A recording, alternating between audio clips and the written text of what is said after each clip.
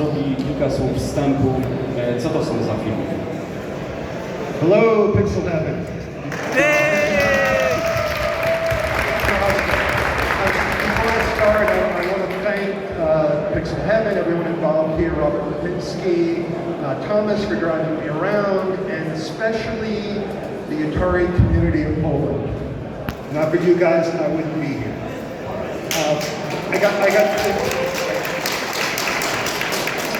I have two videos to share with you guys today. The first one is going to be the first look at the director's cut. Now this is, you guys, I know a lot of you are familiar with the story of Montezuma, that the preliminary Montezuma was leaked before the actual Parker Brothers release was out there. Now the preliminary Montezuma was what I was working on. It was supposed to be a huge production. It was designed for a loaded Atari computer. Parker Brothers said, don't worry about that, we're going to reduce the game, you don't need to finish it, in fact we're going to have to take things out. So they took out the bat, they reduced everything, they did a great job making it fit into 16K, but the game was designed to have a boss, to have a lot more elements, a lot more interesting rooms too. In the Parker Brothers version, as you get deeper into the pyramid becomes less interesting. And the reason for that is that I never completed the lower areas of the pyramid. They just released it. So the other video, I have two videos. I'm going to show you the first look at director's cut, and the other video that I'm going to show is the first look at the modernized console version of the game. I signed a deal last year to do a totally updated version of Montezuma for all the modern consoles and Steam and whatever else can actually handle this type of thing. And a larger production studio is doing it, but I do have creative control and approval of everything. So you want to start with the videos? Okay, so I guess we'll start with the video. This is the sneak preview video on the flash drive.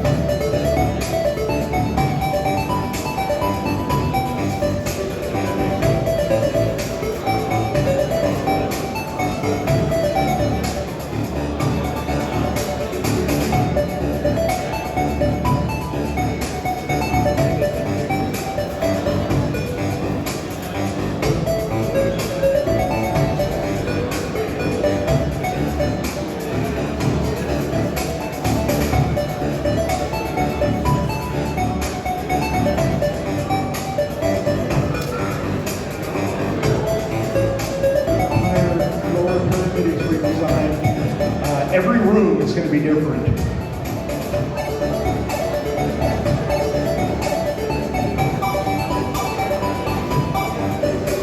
This is a new feature. These buttons, activator buttons, that give you extra jumping powers, but some of these activators do things in addition, such as making the pots explode. They can reverse the directions of the elevators. They can turn bridges on and off. They do different things in different rooms. The player needs to figure it out.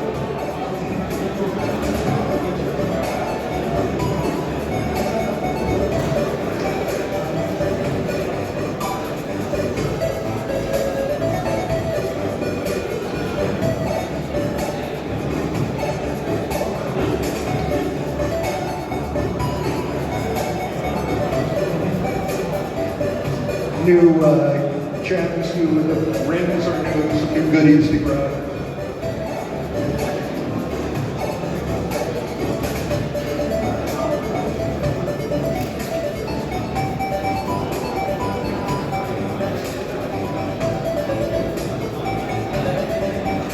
Yeah, this is the darkness effect in both Montezuma's. Darkness is just pure black, which I never intended to release like that. This is a room that has, in some cases, I'm taking some liberties. I'm trying to keep things as faithful as possible to the Atari computers, but I bent the rules in a few places. And here's the first look at the boss sequence.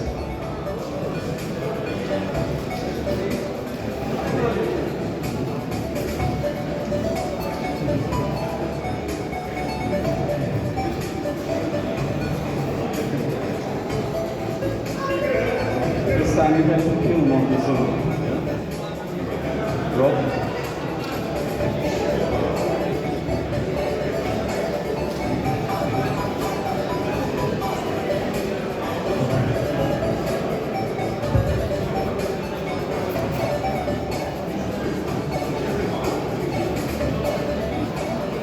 And that's it. Thank you.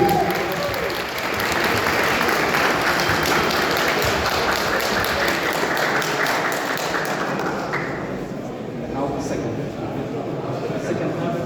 You want to see show you the second video now? Yeah. Okay, well, I'm going to show the second video now, which is the first look at the really modernized version. That was the YouTube one.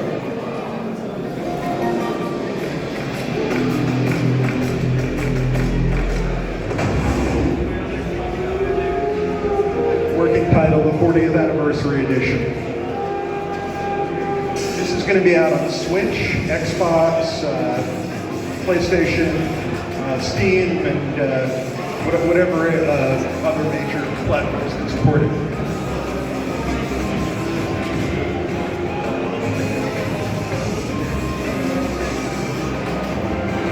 Now, I also hope to include the retro version with the modernized version. In this version, you can choose a female character or a Petro.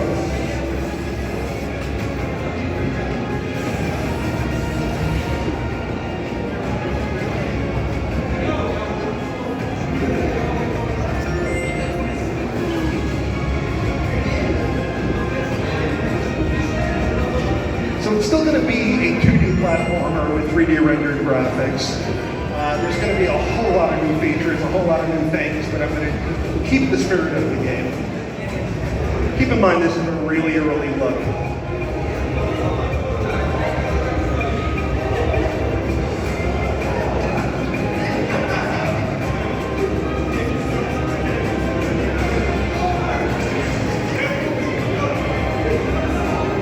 Underwater effects.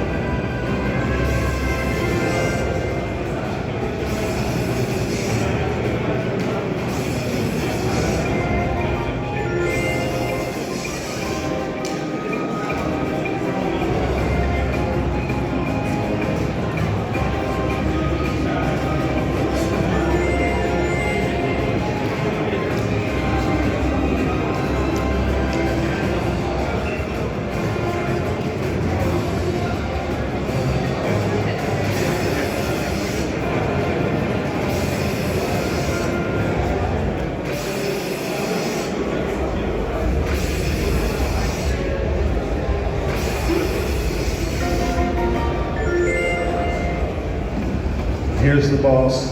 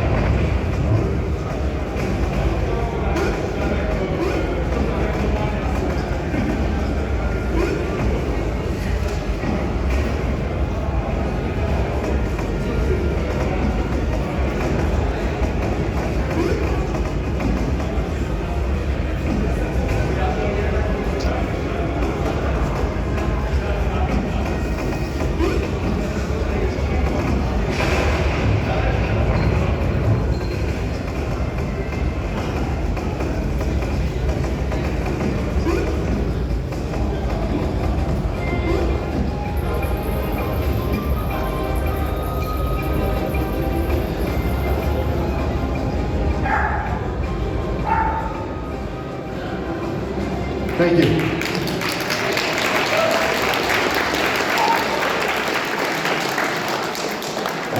I was watching not only these movies, but also your face. You look very proud. Is it? Thank you. Yes, I am proud of it.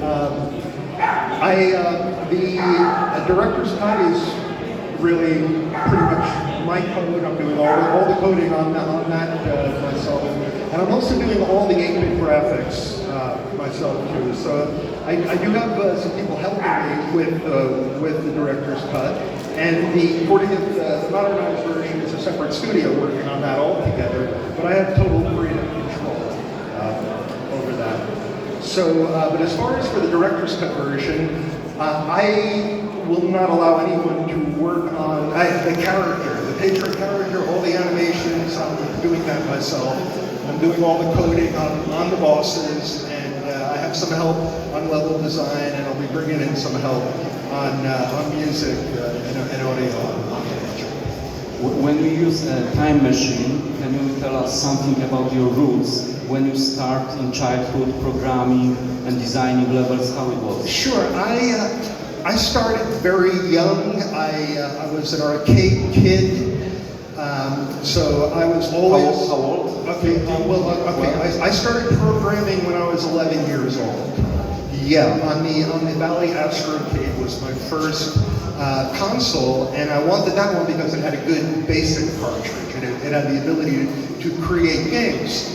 So I created a few arcade clones for that system, and then when the Atari computer came out, that was it for me, because I was a huge Atari fan, and that was the home computer that was really designed for games. So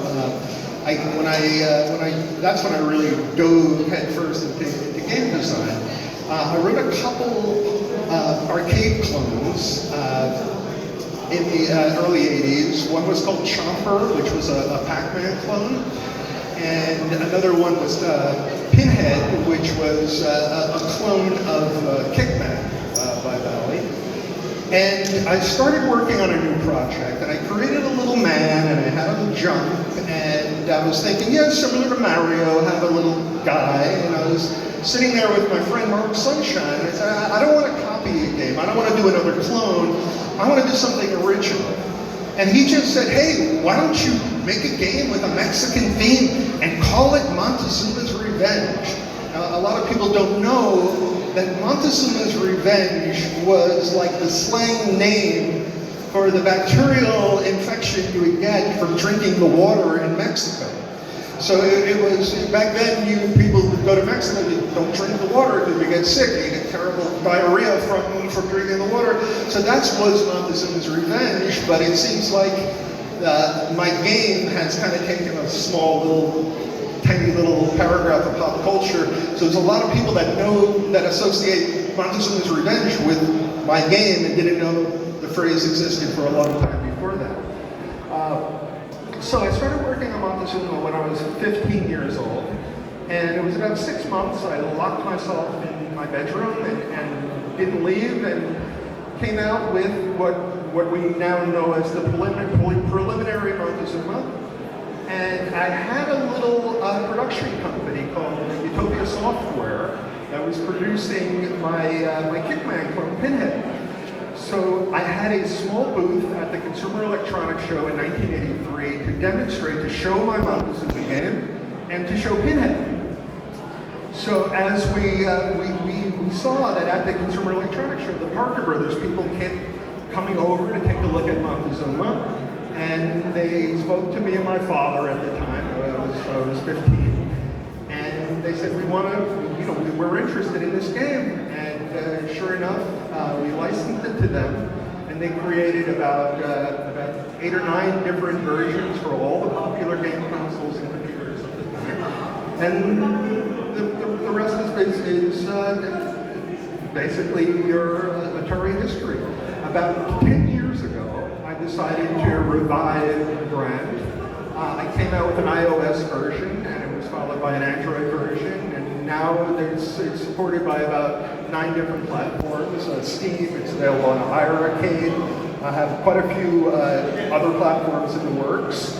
And I'm really excited about finishing the game that I started 40 years ago. So with a little luck and a little help from friends, we should be able to get it done by December of this year. So I'm a great fan of finishing projects that have taken like 30, 40 years to complete. And I'm very honored to talk to you because you're like a rock star, you're very popular. Thank you. Millions of people play. Do you feel like a rock star now? But the question is, when you lock yourself up for 6 months, like to say, to write and finish Preliminary Monte and then Montezuma's Revenge, did you dream in code?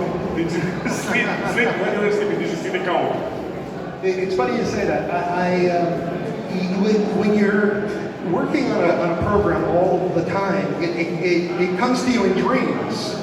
And I remember when I was working on Chopper, the Pac-Man clone, I had a dream that I was basically Pac-Man. And I was the character in a 3D Pac-Man maze. And yeah, it's such I'm sure most people know, game design is very tedious. It's a lot of work and it's a whole lot of hours watching the same thing over and over, trying to track down a bug. So yeah, your mind does get programmed and it does come to you in dream space. Do you find it easy or difficult to come back to the old code? Well, here's the thing. It's difficult because I want it to be as authentic as possible. So I don't remember everything that I did.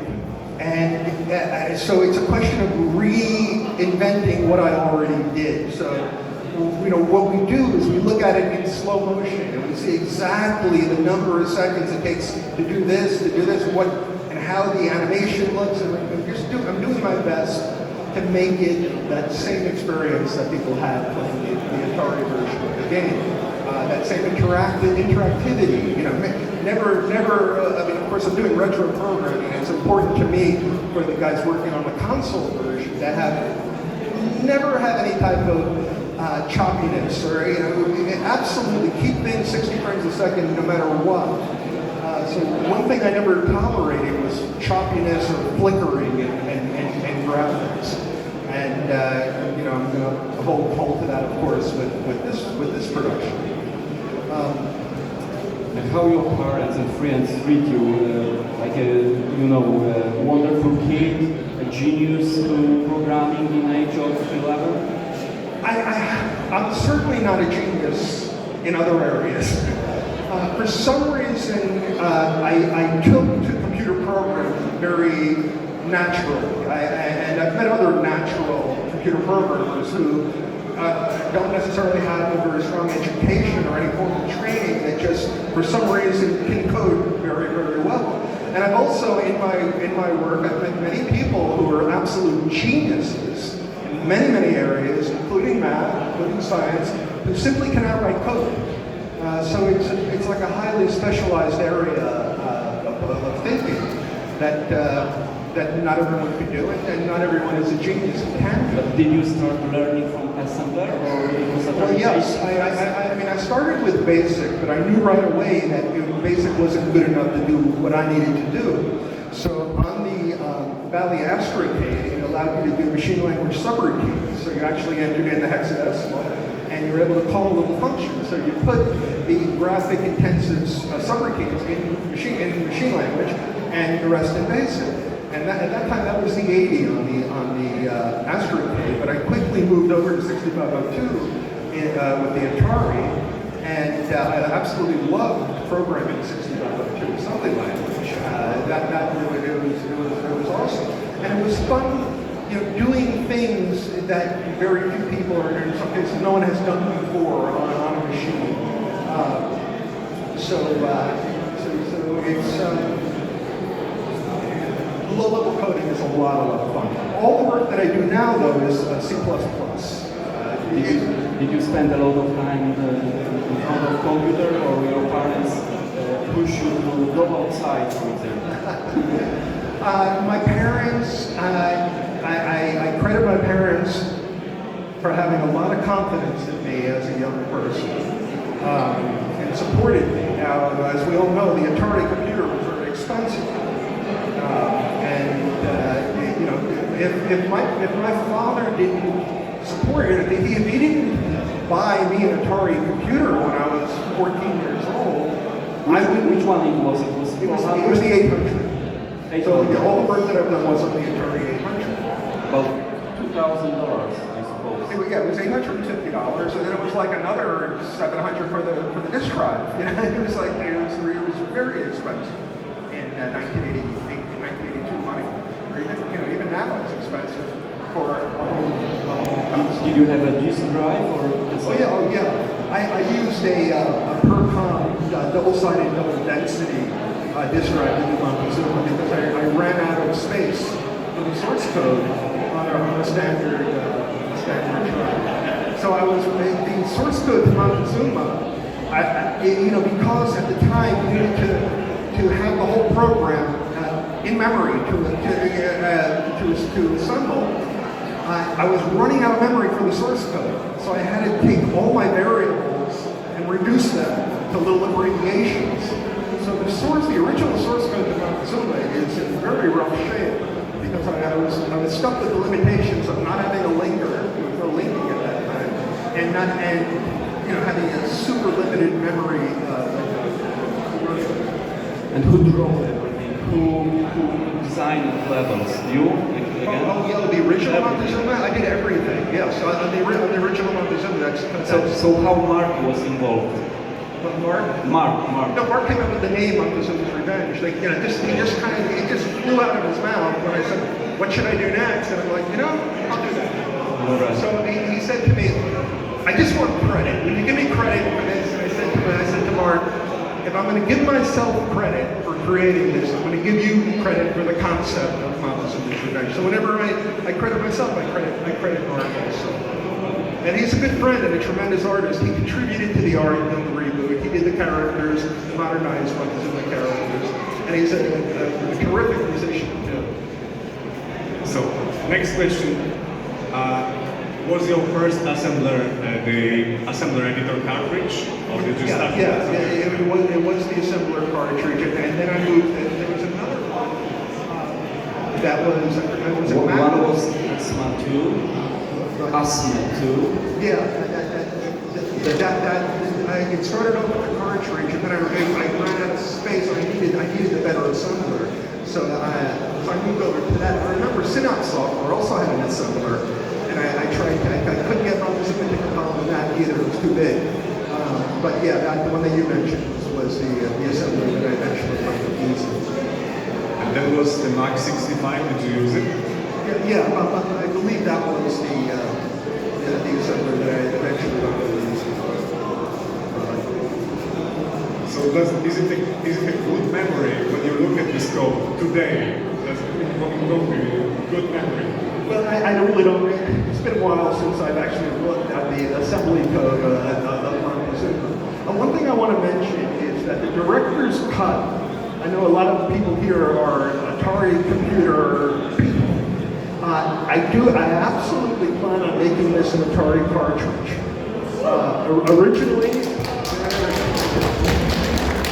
Originally, I know I did tell people that I was planning on releasing it first on the Atari. Plans have changed. It looks like it's most likely going to be released on Steam first. But I will likely do another Kickstarter for the Atari version of this. So keep your eyes open for that. By the way, my social media, I use Facebook mainly for social media. So it's Montezuma's Revenge Game, Facebook/Montezuma's Revenge Game is where you would get your best news on what I'm doing with the game. So I have a question. Do you still can code in 6402 assembly? Well, I haven't in a long time, but I think if I needed to, You need 1 hour, okay? I need an hour to refresh my memory. A, X, Y, tax. Exactly. J, jump, and Z. It's been a long time. And some illegal codes too. We can try after interview,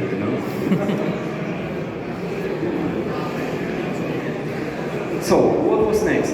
Because you sold your Montezuma's Revenge to Parker Brothers. Right, well, it was a license. It was very interesting. It was a license deal. It wasn't a sale. I had very good legal representation as a kid, and my lawyer was a sister. And it's a good thing he did, because I wouldn't be here now. I mean, I wouldn't be working on updates. How did you find your lawyer? Well, this is my father is a businessman, so my father is my business mentor, and it was his connection. So the contract that we signed was very clear as a license, and we got the rights back from him. So you was very professional in the age of 15. I was 16 when the deal was signed. Yeah. And how many copies they sold? I have no idea. I don't know the grand total. But I mean, the vast majority of people who have the game, and I understand the political situation here in Poland, didn't really have a choice. You couldn't buy an official copy. So you got money only for a sign on the contract, yeah?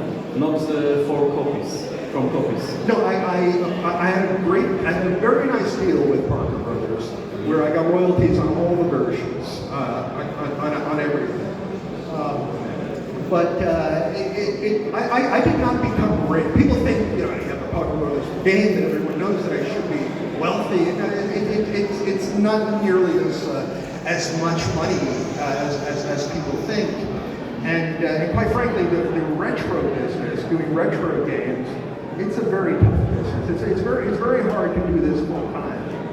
Most people that are involved in retro gaming do it for fun, and that's kind of how it needs to be done.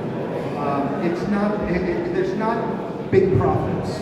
Last year we did the Nintendo Entertainment System version. We did a Kickstarter for it, and it was very successful. We raised like 30% more than what we asked for, but at the time, I was expecting to raise triple the amount that we asked for. So you didn't buy a Ferrari or Porsche at the time?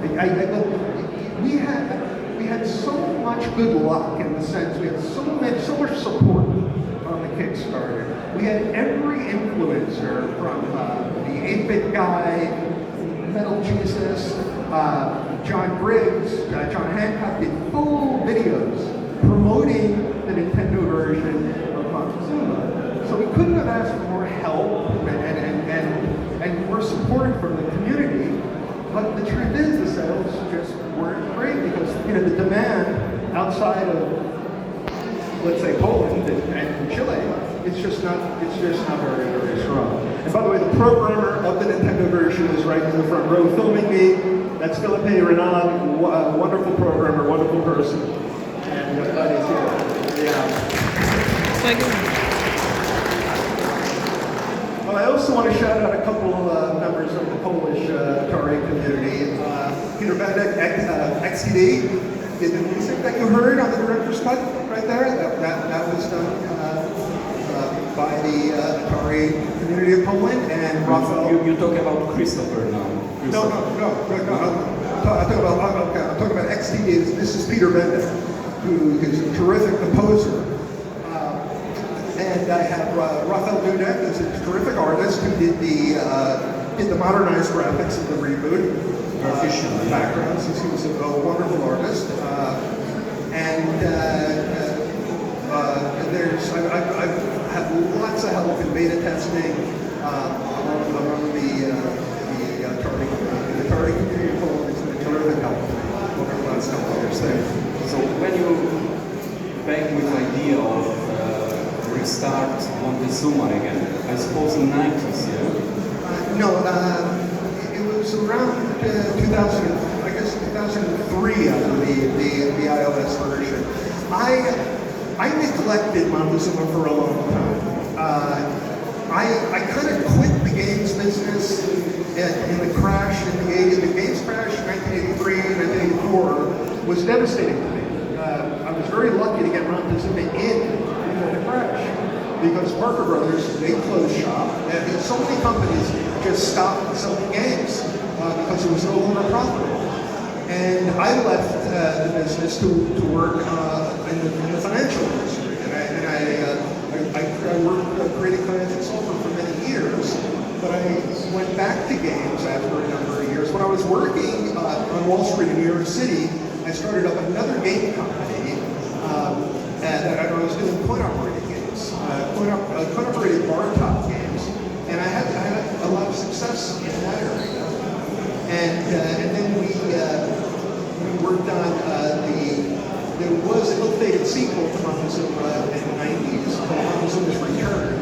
We worked on that product, which was technically wonderful, but it was definitely not a hit of a game. But the technology, 3D graphics, it was one of the first full motion, 6 degrees of freedom 3D rendering engines. The problem was Quake came out a month or two before us, and Quake, I mean, is absolutely phenomenal, and it kind of stole our thunder. Rob, because I know that you like questions from audience. Yeah, I think we're going to have some questions from the audience. Yeah, only 10 minutes left. Okay. I know. So if someone has questions, yeah, later. Hi Rob, thank you for being here. I have a question. Do you know, can you tell us more about the details of leaking the Montezuma, the preliminary version? How it happened? Was it leaked by Parker Brothers? Were you showing them? Or? I assume that it was leaked by Parker Brothers because I held it really, really tight. It had to be released. It had to be released by someone in Parker Brothers, and it's unfortunate because. It was released, before the official version. So I would say probably between 100 and 1,000 pirated copies exist for everyone that was purchased. Maybe a lot more. It's very, very possible. But that preliminary Montezuma that's my baby. That's the game. I always regretted that Montezuma was released without a boss, without a finale after all of this exploration and puzzle solving. So I'm really looking forward to finishing up Director's Cut and having you guys, that version of Montezuma being the primary version, the main version of Montezuma. Another question. Hello. I just like to ask about the protagonist's name. Is it Pedro? Yes. Or is it Panama Joe? Yeah. Okay. The character has a lot of names. Pedro is the name that you see in the preliminary version, and that's the name I'm sticking with. Parker Brothers, they made a couple modifications to the character. They wanted it to be a little more like Indiana Jones. And they changed the name originally to Panama Jack, and then someone told them that there's a suntan lotion company called Panama Jack, so they changed it to Panama Joe. And I never really cared for that name, and Pedro is the original character with the sombrero, and that's the character who is in Director's Cut and in the reboot that's currently available. Thanks for asking that question.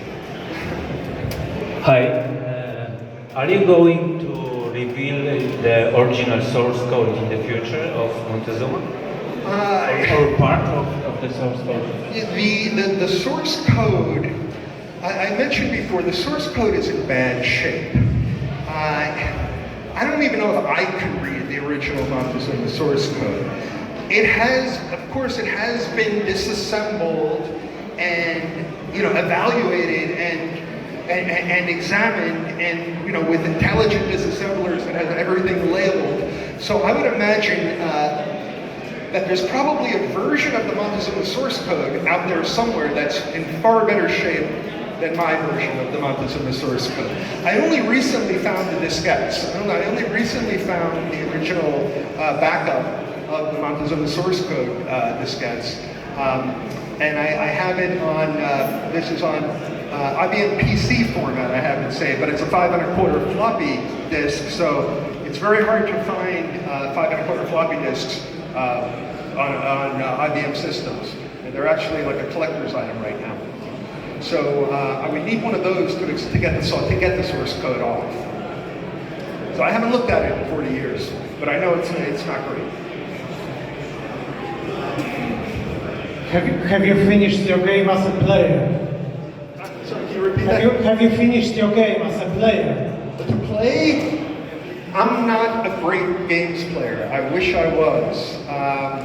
When I play, I have to enable every single cheat that there is.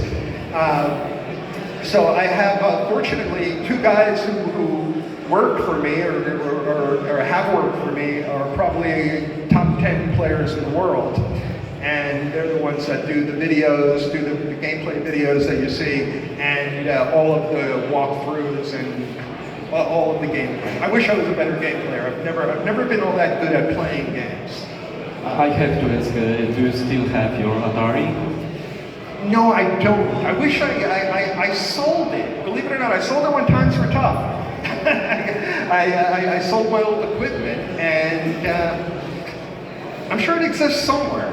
The original Atari 800 that I wrote Montezuma on has something special about it.